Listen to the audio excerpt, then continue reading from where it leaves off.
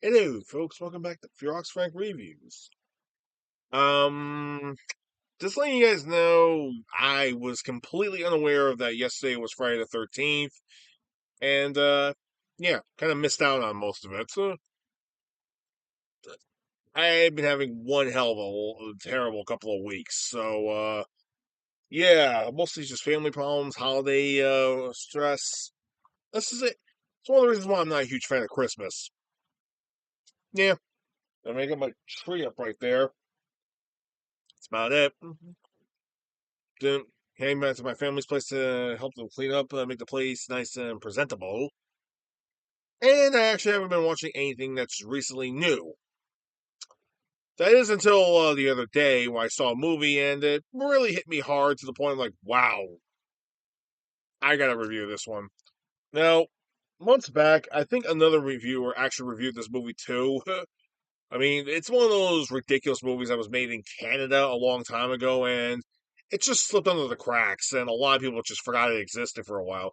It was supposed to be part of a big franchise, but it was the first film in the franchise, and it fell flat on its ass. And where is it from? Well, I found it in my 20 movie collection here, the Nightmare Fuel collection, amongst all things. Is it a nightmare film? No, it's an action film. Seriously, it's a fucking action movie. What the fuck? An action movie amongst all things. Yeah, this movie's gonna suck. Ladies and gentlemen, today's movie is Abraxas, Guardian of the Universe.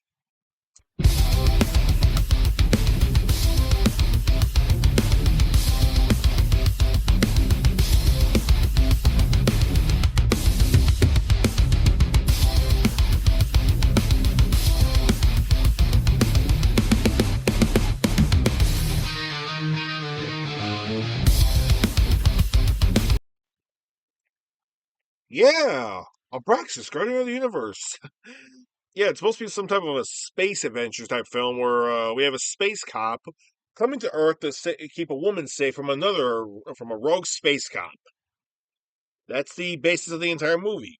The rogue space cop actually gets this woman pregnant, and he's trying to look for something called the anti-life equation. And I'm pretty much sure why this movie didn't become a huge franchise, because I'm sure DC Comics would have sued the shit out of them. Anti-life equation? Isn't that something that Darkseid was looking for in the Justice League film?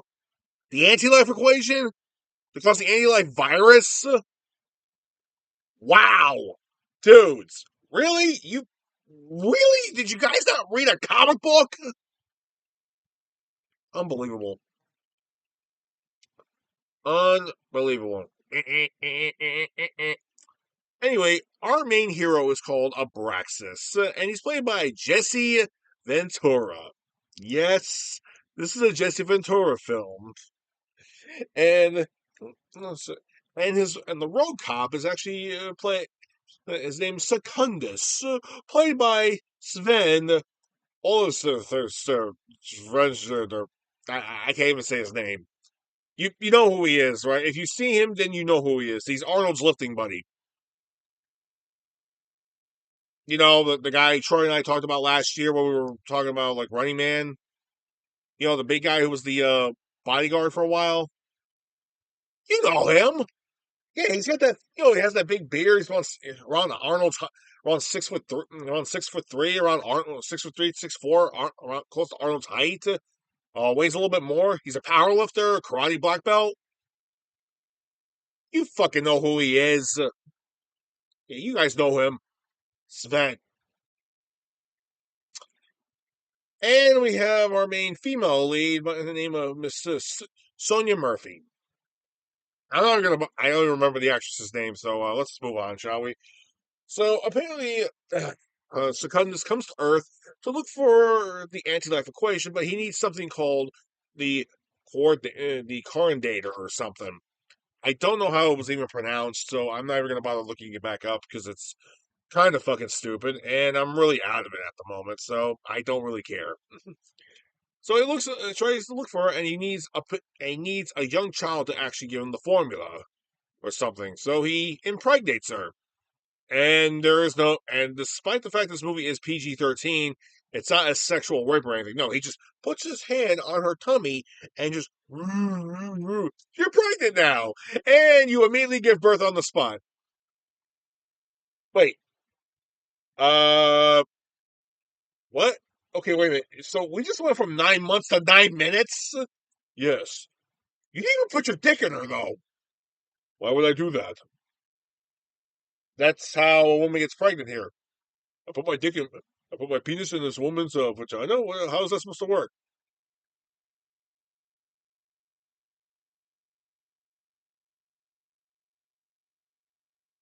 Never mind.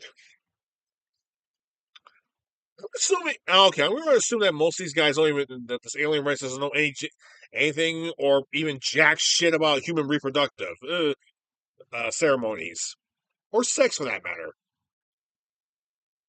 or anything in general. So yeah, Abraxas actually does capture Secundus, but his commanders actually tell her to kill the woman so she won't give birth to the child, but he doesn't. So he takes him away. Secundus gets arrested and sent into prison, although a few years later he winds up escaping. Now the woman Sonia actually does give birth to the baby, but she's gone through some form of living hell because the fact her parents don't believe the fact that, well, aside from the fact Secundus just killed her boyfriend and knocked her up by some ridiculous alien shit, got her pregnant and had the baby in less than 9 minutes instead of the 9 months, had it in 9 minutes. What the fuck? There's a whole type of what the fuckery here that you really. Hmm. No, never mind. I don't want to get into this. This is just too stupid. So eventually, so so Secundus does escape, and Abraxas actually gets called in to catch him again. Only this time around, they still scold him for the fact that he didn't kill the girl. Why would he? I mean, he's supposed to be the good guy, right? I mean, good guys don't kill innocent people. Use your head.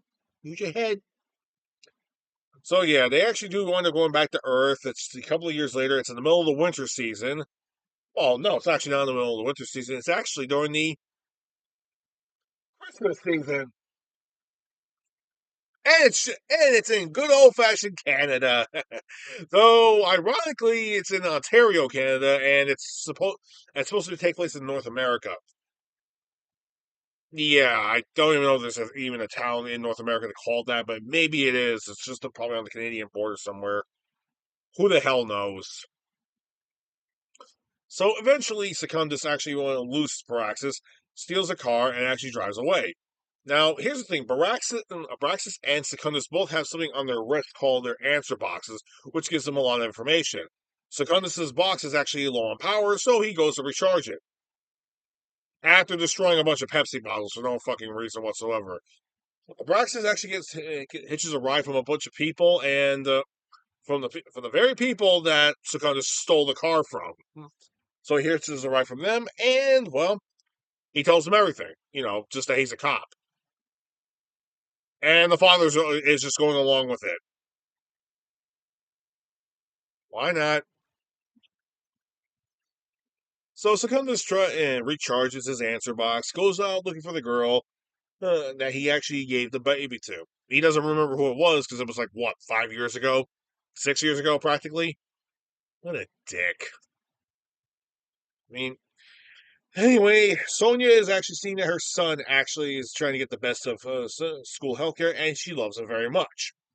Even though she gave birth to him, like, what? And within 9 minutes? What the No, never mind. I'm not going to get into this whole birthing 5 minutes within this whole birthing process within what, just less than an hour. It's like ridiculous shit. Anyway, she told him to talk to the principal when we see the oddest cameo in this whole film, Jim Belushi. No, I'm actually not kidding here. I mean, Jim Belushi is in this movie. Makes no sense whatsoever. I mean, you would think he would be. He's like a main starring actor. Why is he even in this movie? It's kind of like seeing like Danny DeVito make a cameo appearance out of nowhere, or like having Arnold Schwarzenegger make a cameo appearance out of nowhere. And oh wait, he did that for the movie Dave, and also did the same thing for Around the World in 80 Days. Okay, never mind Schwarzenegger on that one. It's kind of like if like Clint Eastwood popped up out of nowhere and just made a cameo appearance. I mean, okay, scratch that too because he actually did that a lot back in the 50s before he was a huge star. It's kind of like you know what? Never mind. Just forget it. But there is a particular reason why Jim Belushi's in this movie. The actress playing Sonia is his wife. Yeah, not even joking. Apparently, Sonia, the actress who's playing Sonia, is actually married to Jim Belushi. So that's the only reason why he was even in this movie. So it's like, oh, my wife is in this terrible movie. Yeah, you want a cameo in it? Okay. Is the movie gonna be any good? Yes, it's gonna be a part of a franchise. Okay, sure, why not? This movie's gonna suck. So eventually, she does find. So yeah, so apparently the son's name is Tommy, and he actually has some superpower, some type of telekinetic powers, where he actually does actually have the collator abilities to actually find the anti-life equation, but it's still locked away in his body somewhere. And he makes a boy piss himself and throws him into a toilet. Although honestly, I could probably with editing software make it look like it was something a lot worse because it was a bully kid. Go figure. So Abraxas keeps running into Secundus, but Secundus keeps getting away. Some dim-witted cops come by every once in a while, and eventually Secundus finds the girl's home. But yeah, instead of which, it's somebody else who's there at the moment and another kid. And Secundus almost kills the kid until Abraxas shows up, and well, he stabs Abraxas into the wall socket. So the girl comes along and she's horrified to see Abraxas, but she remembers who he was and he remembers her. Banter back and forth a little bit too, so yeah, they agree to actually work together on this one, knowing that Secundus is back. Oh dear God, no. Yep, it's one of those ridiculous movies. But there's one thing I really need to ask about the creators of this movie. What is up with the jazz ballads? I mean, okay, I gotta admit, I mean, I like jazz. I mean, I listen to heavy metal, hard rock, metalcore. I actually listen to like a bunch of theme music too, like orchestrated music. I actually don't mind listening to if it's like really good. Gaming music's all good. I actually like listening to the blues because it's just really good. And it actually helps me on Mondays a lot. And jazz actually is a very calming. Jazz is very comforting. It's actually very calming. In fact, if I had my way right now, I would be listening to a nice jazz ballad, smoking a cigar, drinking a brandy, right next to the tree. Yeah, that's all cool. So you want to know what I find it's really weird about this whole thing with the jazz ballads? That the jazz ballads are being played during intense scenes. That makes no sense.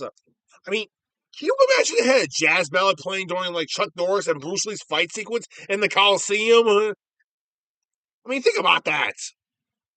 It'd just be fucking weird. Or better yet, you're watching Godzilla. If you're watching one of the Godzilla films, it's going to be an intense fight sequence between Godzilla and another monster, or possibly the military, and a jazz ballad pops up. How out of place is that? Or it's like the shootout scene in the Terminator, where Arnold is the Terminator, and he's gunning down all police officers in the police station. So it's the police station massacre. How awkward would it be instead of the intense music, it's a jazz ballad? Really out of place, isn't it? Think about that. It's fucking stupid. So the movie just lingers on for a while though. Like Abraxas and Sonya just tend to get along a bit more. Secundus is just wandering around a bit, being meh. And Abraxas makes well, he actually starts to bond with the kid more and more, and the kid starts to like him. Okay. And like I said, the movie just tends to linger on for a while too. What's the weirdest thing is this movie is like what, like 90 minutes, it's like just under 90 minutes, but it feels like it's a lot longer than that because the movie just tends to drag on for a long while. And not to mention, like I said, during the fight scenes with the jazz ballad music, doesn't exactly help. So eventually, yeah, it's like whatever at this point. The movie just lingers on, and then Secundus is actually at a diner eating the entire breakfast menu, and eventually he eats the check because he doesn't know how to eat.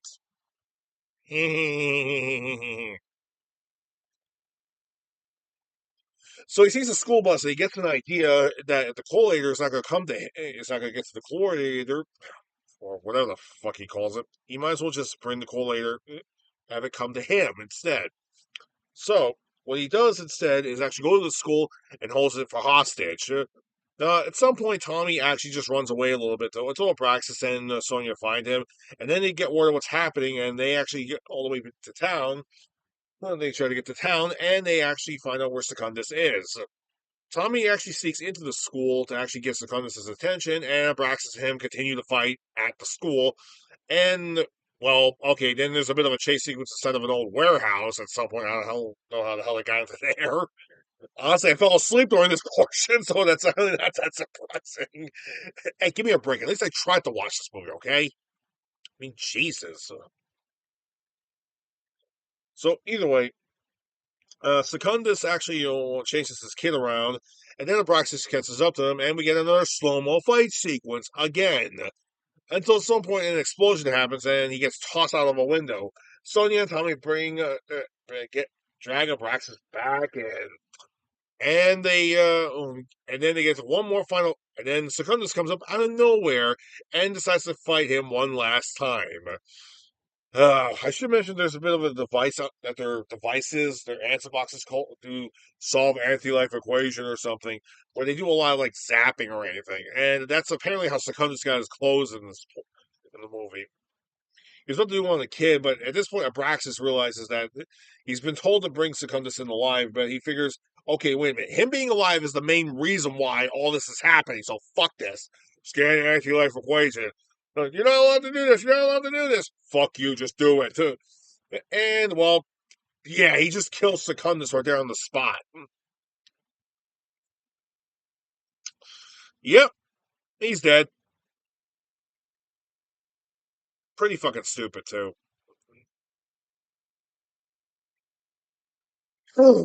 So yeah, the movie basically ends with like Abraxas is actually about to be transported back, but he decides to stay, and and of course his officers said, "Okay, you can stay. That's fine. Whatever." So what happens now? Well, apparently somebody may actually try to come look for Tommy and try to look for the anti-life equation, so that's why Abraxas decides to stay. So yeah, Sonya's happy, and Tommy finally says something for the first time throughout the entire movie. I'm happy too. And that's Abraxas. And we get another jazz ballad at the end, and thank God this movie was over. Oh, sweet Jesus.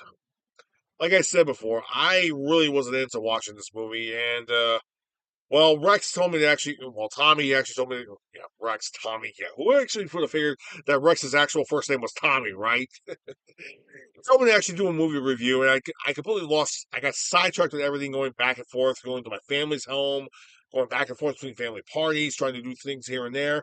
I've been a fucking mess lately, and so I decided to give this movie a watch because apparently this is because it turns out Abraxas is a Christmas movie. All this took place during the Christmas season.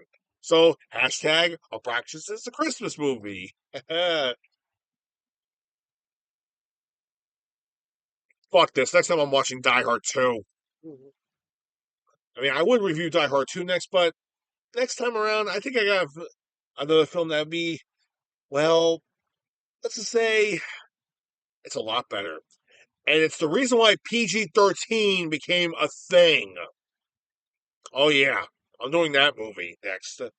But as for this one, would I actually recommend watching Abraxas? No, don't watch it. Stone. I mean, it's on YouTube. You watch it at your own risk, but personally, I wouldn't let you watch it. So, okay. Anyway, that's all for now. I'm gonna go make myself get myself some coffee and make myself a sandwich. So until then, Ferox Frank out.